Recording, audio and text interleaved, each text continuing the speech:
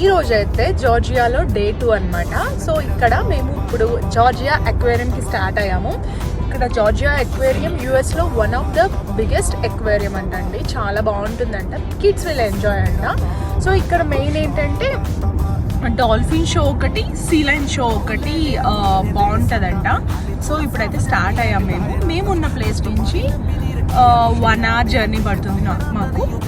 ఇప్పుడైతే మేము స్టార్ట్ అయ్యాము. సో మీకు కూడా చూపిస్తాను, షార్ట్స్ అయితే మిస్ కాకుండా చూడండి.